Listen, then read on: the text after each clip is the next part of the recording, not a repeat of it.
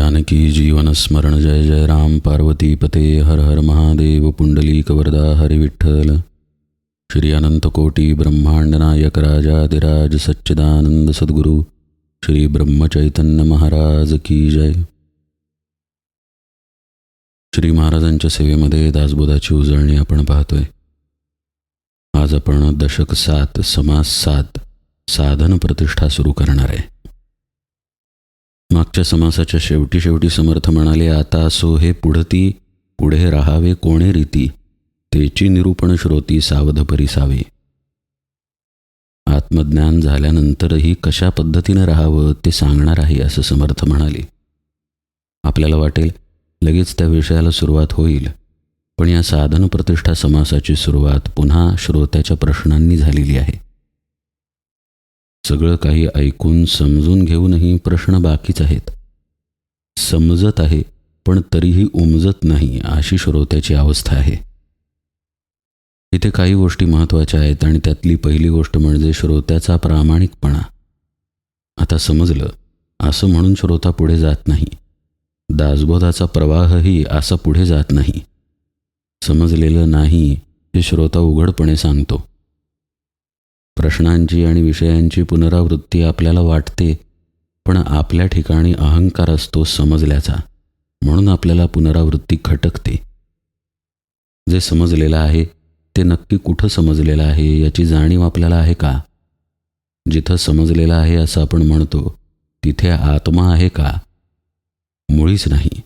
आपल्याला बुद्धीत समजलेलं असतं, विचारांमध्ये कळलेलं असतं, तिथे आत्म्याची जागा नाही. आत्मा मनबुद्धी अगोचर आहे. आत्म्याची जागा जर तिथे नसेल तर तिथे कळून केवळ उपयोग होणार नाही, प्रत्यक्ष अनुभूतीत शिरावं लागेल. हा एकच पर्याय शिल्लक राहतो आणि हा पर्यायही श्रोत्याला माहीत आहे. तरीही श्रोत्यानं प्रश्न उपस्थित केलेत. आपण एक एक ओळी पाहत पाहत पुढे जाऊया, म्हणजे श्रोत्याला नेमकं काय म्हणायचं आहे ते आपल्या लक्षात येईल. वस्तूसी जरी कल्पावे तरी ते निर्विकल्प स्वभावे, तेथे कल्पनेच्या नावे शून्याकार. तथापि कल्पू जाता न ये कल्पनेच्या हाता, ओळखी ठाई न पडे चित्ता भ्रंश पडे. भ्रंश याचा अर्थ भ्रम. कुठल्याही मार्गानं आत्मज्ञान मिळवायला गेलं, काळजीपूर्वक ऐका बरं का, मिळवण्यासाठी गेलं आत्मज्ञान तर हातामध्ये भ्रम पडतो. पूर्वी निरूपणामध्ये शबल कल्पना आणि शुद्ध कल्पना असा विषय आला होता. शबल कल्पना म्हणजे देहबुद्धी आहे, या देहालाच खरं मानणं, मी देह या कल्पनेत राहणं. शुद्ध कल्पना आपल्याला सद्गुरू देतात आणि आपण ती दृढ धरून शबल कल्पना मारायची असते. हा विषय विस्तृतपणे पाहिला. श्रोता आता आणखी खोलात जाऊन प्रश्न विचारतोय. वस्तूसी जरी कल्पावे तरी ते निर्विकल्प स्वभावे. असं आहे की ज्या ब्रह्मस्थितीबद्दल, ज्या आत्मस्थितीबद्दल कल्पना करायची ती आत्मस्थिती कल्पनेमध्ये बसते कुठे? हा तर्क आहे जो श्रोता मांडतोय आणि त्या तर्कातून प्रश्न उपस्थित झालेले आहेत. म्हणजे मुळात आपण ज्या गोष्टीचा अनुभवच घेऊ शकत नाही त्या गोष्टीच्या प्राप्तीबद्दल प्रयत्न करायचे कसे? आपण समजा आपल्या घरात राहत आहे आणि आपल्याला फिरायला कोकणात जायचं आहे.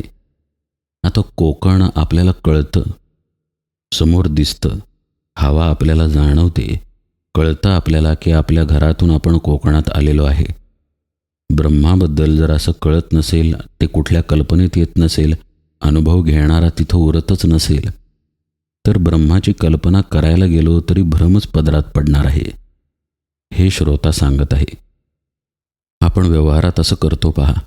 आपल्याला एखादा प्रश्न विचारायचा असतो, पण त्याच्या आधी पुष्कळसं निवेदन आपण करतो. एक नोकरी सोडून दुसरी नोकरी धरायची आहे. आता ती धरू का नको असं सद्गुरूंना समजा आपण विचारायला गेलो तर स्पष्टपणे ते न विचारता आधीची जी नोकरी आहे त्याबद्दलही सांगायला लागतो, नवीन नोकरीबद्दलही सांगायला लागतो. आत्ताची आपली परिस्थिती काय आहे आणि नवीन नोकरी धरल्यानंतर परिस्थितीत काय बदल होईल तेही सांगायला लागतो. मूळ विचारायचं असतं की नवीन नोकरी घेऊ की नको, पण ते न विचारता आधी सगळं काही निवेदन केलं जातं आणि मग प्रश्न विचारला जातो. त्या निवेदनामध्येच प्रश्न लपलेला असतो. तशा पद्धतीचं हे निवेदन आहे श्रोता जे सांगत आहे ते. आत्मवस्तू कल्पनेच्या पलीकडे आहे, पण त्याला कल्पायला गेलं तर हातामध्ये भ्रम पडतो, हा मुद्दा श्रोता मांडतोय. काही दृष्टी सची न दिसे, मनास तेही न भासे, न भासे न दिसे ओळखावे. भाव जाता निराकार, मनासी पडे शून्याकार, कल्पू जाता अंधकार भरला वाटे. कोणत्याही प्रकारे इंद्रियांच्या अनुभवाला न येणाऱ्या परब्रह्माला नक्की ओळखायचं कसं, असं श्रोता विचारतोय. ओळख आहे ना परब्रह्माची दिलेली, मुख्यतः ती नकारात्मक शब्दांनी दिलेली असते. निर्गुण, अनुर्वाच्य किंवा अजन्मा. कारण त्याला मुळात कुठल्या शब्दात बांधताच येत नाही. आपण प्रकृतीमध्ये असल्यामुळं प्रकृतीच्या अंगानं ब्रह्माबद्दल सांगावं लागतं. म्हणजे जे सांगितलं जातं ते मायेमध्येच येतं. ऐकणं पण मायेमध्येच येतं. शब्दही मायेमध्येच येतात. वर्णनही मायेमध्येच येतं. नाम देणं हेही मायेमध्येच येतं. पण त्याचा आधार घेऊन जे मायेच्या पलीकडे आहे ब्रह्म, त्याच्याबद्दल सांगितलं जातं. पण आपण मायेत आहोत ना. वस्तुस्थिती बाजूला ठेवून आपण मायेला सत्यत्व दिलेलं आहे ना. त्यामुळं आपण अनुभवांना खरं मानतो. मग अशा स्थितीमध्ये अनुभवाच्या पलीकडं असलेलं परब्रह्म ओळखायचं कसं? ती अवस्था आली हे कळणार कसं? इथे खूप सूक्ष्म गोष्टी लपलेल्या आहेत. आपण व्यवहार ज्या दृष्टीनं करतो तीच दृष्टी घेऊन आपण परमार्थात जातो आणि मग आपल्यासमोर अंधार उभा राहतो. आता आधी व्यवहाराचं उदाहरण पाहूया. सध्या आंब्यांचे दिवस आहेत. घरात आंबे आणले आपण. तपासून आणलेले असतात, तरीही तपासून आणलेल्या आंब्यांना घरात आणल्यानंतर पुन्हा आपण तपासतो. तपासून त्यातील एखादा आंबा कापतो, तरीही एखादा आंबा खराब लागतोच. हे सगळे आपले अनुभव आहेत. बाजारातून आणताना काही अनुभव आपल्याला आला म्हणून आपण आंबे तपासू शकलो. रंग दिसलाच नसता, स्पर्श कळलाच नसता, तर आंबा तपासला कसा असता? म्हणजे घरात आल्यानंतरही तपासणी होते, कापायच्या आधीही तपासणी होते. सर्व तपासणी अनुभवावर आधारलेली आहे. अशाच प्रकारे आपण व्यवहारात जगतो. आता हीच दृष्टी घेऊन आपण डोळे मिटून साधनेला बसतो. नामस्मरण असेल, नाही तर ध्यान असेल, आपली दृष्टी बदललेली असत नाही. अनुभव घेणारा अनुभवाला शोधत राहतो. आपण म्हणतो पहा, मी चांगले निवडून आंबे आणलेले आहेत, म्हणजे निवड करणारा मी तिथे आहे. घरी आल्यानंतर जो आंबे तपासतो तो मी तिथे आहेच, आणि हा मीच आंबे खाल्ले असं म्हणतो. या मीच्या आधारावरती व्यवहार चालतो. इथे काही अडचण नाही. पण हा मी घेऊनच आपण साधनेमध्ये जेव्हा बसतो तेव्हा असे प्रश्न उभे राहतात.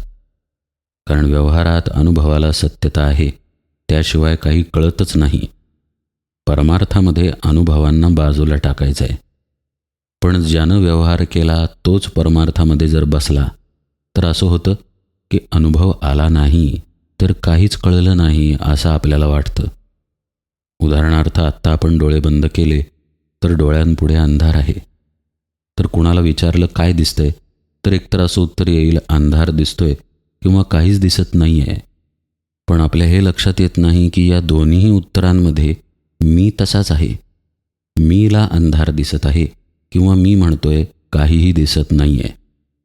हा मी टाकण्यासाठी परमार्थ असतो. म्हणजे पहा, आपण ज्याला टाकायचं आहे तेच घेऊन परमार्थामध्ये शिरलो तर आपल्यापुढे अंधारच येणार. तसं श्रोत्याचं झालेलं आहे, शिष्याचं झालेलं आहे. पण हे तो प्रांजळपणे, प्रामाणिकपणे सद्गुरूंना सांगतोय, ही त्याची जमेची बाजू आहे. ब्रह्माचं जे वर्णन आहे ते कसं आहे, निराकार आहे. ते कसं आहे, निर्विकल्प आहे. ते कसं आहे, निर्लेप आहे. ते उपाधिरहित आहे. आणि प्रत्येक गोष्ट उपाधीमध्ये जेव्हा येते तेव्हा इंद्रियांना कळते. इंद्रियांना कळल्यानंतर आपल्याला कळली असं आपल्याला वाटतं. कारण एकच की आपण इंद्रियांना सत्यत्व दिलं. आता जी वस्तू इंद्रियांच्या पलीकडची आहे त्या वस्तूचा अनुभव येणारच नाही इंद्रियांना. त्यामुळं जो इंद्रियांना सत्यत्व देतो तो असं म्हणणारच की अंधार भरलेला आहे. म्हणून पहा, श्रोता म्हणतोय, पाहो जाता निराकार मनासी पडे शून्याकार, कल्पू जाता अंधकार भरला वाटे. ज्याला पाहायचा प्रयत्न करावा त्याला आकारच नाही आहे, तर त्याला पाहणार कसं? बरं, कल्पनेत ते बसत नाही, त्यामुळं मन शून्य झाल्यासारखं होतं असं श्रोता म्हणतोय. आता खरं म्हणजे ही चांगली खूण आहे बरं का, मनानं शून्य होणं. पण आपण अनुभवात अडकलोय ना. काही कळलं नाही, काही दिसलं नाही, जाणवलं नाही, तर काही घडलंच नाही. घडलं नाही तर माझ्या साधन करण्याला काय अर्थ आहे, असा हा तर्क आहे. म्हणजे ज्या आत्म्याला ओळखण्यासाठी आपण साधनेला बसलो तो कुठल्याच इंद्रियांच्या टप्प्यात येत नसल्यामुळं शेवटी अंधार भरून राहिलेला आहे असं साधकाला वाटायला लागतं. या अंधकारामुळं काही प्रकारचे प्रश्न आत येतात. पुष्कळ वर्ष साधना करत आहे पण प्रगती होत नाही आहे. पुष्कळ वर्ष नामस्मरण करतोय पण काही होत नाही आहे. पुढं काय हे कळत नाही आहे. कुठंपर्यंत आपण आलो ते समजत नाही आहे. मला सांगा, प्रगती होती आहे का नाही? हे आणि अशा प्रकारचे प्रश्न आपण ऐकलेही असतील किंवा आपल्या आतही असतील. हे प्रश्न कुठून आले? कळण्याची धडपड जो अहंकार करतोय ना, त्या अहंकारातून असे प्रश्न येतात. कळण्याची, समजून घेण्याची, आपण कोणीतरी झालो आहोत याची ओळख आपली आपल्याला देण्याची आतून एक सतत धडपड असते. आज आपण आरशापुढे उभे राहिलो तर आपल्या स्वतःची एक ओळख आहे जी आपण आपल्याला दिलेली असते. नाव अमुक अमुक, वय अमुक अमुक, शिक्षण, जात पात, धर्म, पैसा, अडका, कीर्ती वगैरे वगैरे. ही जी ओळख आपण आपल्याला लावून घेतलेली आहे, या लावून घेण्याच्या सवयीतच आपण असतो. त्यामुळं आपण एका स्थानापासून दुसऱ्या स्थानाला गेलो की आपण इकडून इकडे आलो अशी ओळख स्वतःला लावून घेतो. तसंच साधनेमध्येही ही ओळख लावायला आपण जातो. काल एका पायरीवरती होतो, आज वरच्या पायरीवरती आलोय. किंवा उलटं, कालपर्यंत साधना चांगली होती, आज माझी साधना चांगली झाली नाही, आज खालच्या पायरीवर गेलो. काही वर्षांपासून माझं साधनेत अधःपतन सुरू आहे, काही वर्षांपासून साधनेत प्रगती उत्तम आहे. ही किंवा ती कुठल्या तरी दिशेची ओळख आपण स्वतःला लावून घेतो. हा स्वतःला ओळख लावून घेणारा आपला अहंकार असतो. त्याच्याशिवाय तो जगू शकत नाही. म्हणजेच उपाधीशिवाय अहंकार राहू शकत नाही आणि हा अहंकारच आपली मुख्य उपाधी असते. ज्या आत्मवस्तूच्या शोधासाठी, ज्या आत्मवस्तूच्या प्राप्तीसाठी सद्गुरू साधनेला बसायला सांगतात, ती आत्मवस्तू मात्र उपाधिरहित आहे. म्हणजे आपली जाणीव तिथे टाकता आली पाहिजे, तर आपल्याला अनुभवाच्या पलीकडे जाता येईल. काही घडलं की नाही, काही कळलं की नाही, प्रगती आहे की नाही, हे आपल्याला कशासाठी पाहिजे? आपल्या आत आपण कोणीतरी आहोत किंवा झालो, काल जे नव्हतो ते आज झालो, ही उपाधी लावून घेणारा अहंकार आहे. म्हणून आपण काहीतरी घडण्याची वाट पाहतो, काहीतरी होण्याची वाट पाहतो, काहीतरी समजण्याची आणि कळण्याची वाट पाहतो. आणि ते जर घडत नसेल तर काहीच घडत नाही आहे असं आपल्याला बुद्धीमध्ये वाटतं. हे सगळे आपले भ्रम असतात. श्रोता पहा काय म्हणतोय. जया वर्ण व्यक्ती नसे, भासाहून अनारिसे, रूपची नाही कैसे ओळखावे. श्रोत्याला ब्रह्माबद्दल काही माहीत नाही असं नाही. जे तो सांगत आहे ते बरोबर आहे. खरोखरच त्या आत्म्याला वर्ण नाही, तो अव्यक्त आहे, त्याला कसलंही रूप नाही. हे माहीत असूनही श्रोता पुढं विचारतोय की त्याला मग ओळखावं कसं? म्हणजे रूप नसेल, जर तो अव्यक्तच असेल तर ओळखणार कसं आपण त्याला? हा प्रश्नच मगाशी आपण जो अहंकार पाहिला त्या अहंकाराला निर्देशित करतो. त्या अहंकाराला वाटतंय की कळलं पाहिजे. त्यामुळं आता या प्रश्नाकडं थोड्या वेगळ्या दृष्टीनं पाहूया. आपण असं समजूया की श्रोत्याला ब्रह्म कळलं, आत्मा कळला, परब्रह्म समजलं. तर आता या भूमिकेवर येऊन वक्तव्य पहा बरं. ज्याची कल्पनाच करता येत नाही त्याची कल्पना करता आली. जे डोळ्याला दिसत नाही ते डोळ्याला दिसलं. जे कळत नाही बुद्धीला ते समजलं. आता या बोलण्यातच किती विरोधाभास आहे. जे दिसू शकत नाही ते दिसेल कसं? जे कल्पनेत येऊ शकत नाही ते कल्पनेत येईल कसं? म्हणूनच ब्रह्म कळलं असं वाक्य खोटं ठरतं. पण आपल्याला मनाच्या, बुद्धीच्या, तर्काच्या, इंद्रियांच्या मार्फत काही कळल्याशिवाय काही कळलं आहे असं वाटत नाही. आणि या आपल्या भ्रमातून हे प्रश्न येतात. जसं की झोपेत आपल्याला एक स्वप्न पडलं. आता त्या स्वप्नामध्ये आपण झोपलेले आहोत हे आपल्याला कसं कळणार? श्रोत्याचा असा हट्ट आहे की ते कळत नाही आहे, आपण स्वप्नात आहे, पण आपण स्वप्नात आहे हे कळत नाही आहे जागेपणी. तर मग स्वप्नाला खोटं कसं म्हणायचं? जागृती कशी अनुभवणार? असं तो स्वप्नातच विचारतोय. ही जी गडबड होते ती केवळ आणि केवळ अहंकारामुळे होते. या अहंकाराचा एकदा निराश झाला की ब्रह्मवस्तू कुठूनही बाहेरून आणावी लागत नाही, ती तिथेच असते. हाही विषय श्रोत्याला माहीत आहे. त्यामुळं श्रोता एका बाजूला हे कबूल करतो की माझा जो प्रयत्न आहे ब्रह्माला जाणण्याचा त्याच्यामध्ये श्रम आहेत. तो म्हणतोय पहा, न दिसता ओळखणं किती धरावी आपण, हे तो श्रमासीच कारण होत असे. जे दिसत नाही त्याला ओळखण्याचा प्रयत्न आपण कितीही केला तरी श्रमच पदरात पडतात. आता इथं ब्रह्माबद्दलचा एक श्लोकही आलेला आहे. अचिंत्य अव्यक्त रूपाय निर्गुणाय गुणात्मने समस्त जगदाधार मूर्तये ब्रह्मणे नमः.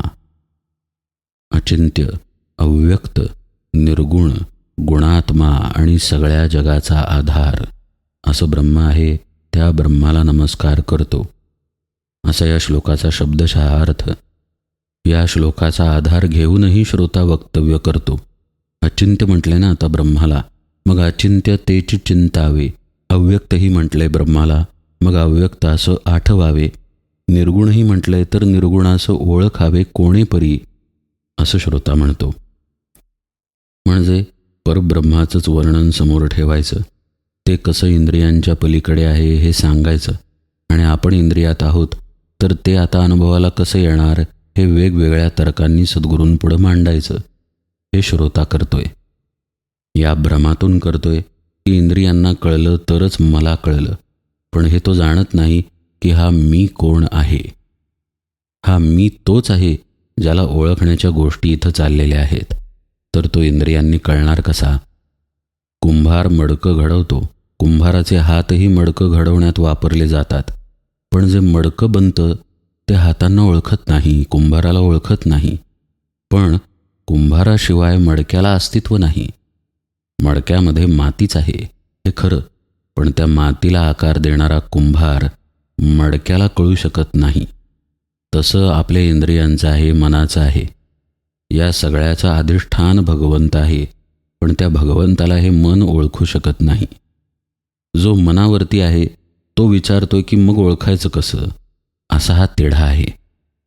त्याला या झोपेतून जागं व्हावं लागेल की आपण हे मन नाहीच आहे, आपण ही बुद्धी नाहीच आहे, ही इंद्रिय म्हणजे आपण नाहीच आहे. ही जाग जेव्हा येईल तेव्हा आपोआप तो स्वतःच कुंभार आहे हे त्याच्या लक्षात येईल. पण हे घडण्यासाठी आधी निशंक होऊन सद्गुरुपदिष्ट साधनेमध्ये बसावं लागेल. श्रोत्याचा प्रश्न पहा. जे दृष्टीसची न पडे, जे मनासही नातुडे, तया कैसे पहाणे घडे निर्गुणासी. तोच तर्क श्रोता वापरतोय बरं का, त्यामुळं पुनरावृत्ती करायला नको. असंगाचा संग धरणे, निरावलंबी वास करणे, निशब्दासी अनुवादणे कोणेपरी. अचिंत्यासी चिंतू जाता, निर्विकल्पासी कल्पिता, अद्वैताचे ध्यान करिता द्वैतची उठे. श्रोता म्हणतोय की कुठल्याही प्रकारे आपण द्वैतातच राहू. तो अद्वैत आहे, पण त्याला जर कल्पनेत आणायला गेलं, त्याला जर ध्यानात आणायला गेलं तर आपण पुन्हा द्वैतातच जातो, असा तर्क श्रोता मांडतोय. आता ध्यानची सोडावे, अनुसंधान ते मोडावे, तरी मागू ते पडावे महासंशयी. श्रोत्यानं त्याची अडचण सांगितली की असं होतंय म्हणून जर ध्यानही सोडून दिलं, अनुसंधानही सोडून दिलं तर महासंशय पदरात पडतो. म्हणजे पहा, खरं म्हणजे सद्गुरूंनी देहबुद्धी जाण्यासाठी साधना दिली, पण साधनेमध्ये जर तर्क लावला की साधना केली तर पुन्हा आपण द्वैतात अडकू, तर साधना घडणारच नाही. असाच विचार मनात येणार की साधना केली तरी आपण द्वैतात अडकणार, अद्वैताचे ध्यान करिता द्वैतची उठे आणि साधना टाकली तर आपण द्वैतात आहोतच, मग आणखीनच संशय वाढला. अशा प्रकारे त्यानं त्याच्या मनाचा गुंता सद्गुरूंपुढं ठेवलेला आहे. आणि तो सद्गुरूंपुढं ठेवून तो अगदी काकुळतीनं सद्गुरूंना म्हणतो, द्वैताच्या भेणे अंतरी वस्तू न पाहिजे तरी तेणे समाधाना उरी कदा असे चिना. ध्यान किंवा अनुसंधान म्हणजेच सद्गुरूंनी दिलेली साधना जर द्वैताच्या भीतीनं अशी सोडून दिली तर आत्मवस्तू प्राप्त कशी होणार? अंतःकरणामध्ये शाश्वत समाधान कसं मिळणार? या सर्व प्रश्नांच्या मागे जरी अहंकार असला तरी सद्गुरू जर काही पाहत असतील तर ती प्रामाणिकता पाहतात, इच्छा पाहतात, आत्मस्वरूप होण्याची, समाधानाचा शोध घेण्याची. आणि ती इच्छा मात्र खरी आहे श्रोत्यापाशी. म्हणून तर तो तळमळीनं म्हणाला की अद्वैताचं ध्यान करायला गेल्यानंतर द्वैत उठतंय या भीतीनं जर ध्यानही सोडून दिलं तर आत्मवस्तू प्राप्त होणार नाही आणि आत्मसमाधानही मिळणार नाही. आता ही शिष्याची तळमळ ऐकून सद्गुरूंनी अर्थातच उत्तर दिलेलं आहे. त्या उत्तराकडे आपण उजळणीमध्ये यथावकाश वळूया. आज निरूपण सेवेला इथेच विराम देतो. जानकी जीवन स्मरण जय जय राम.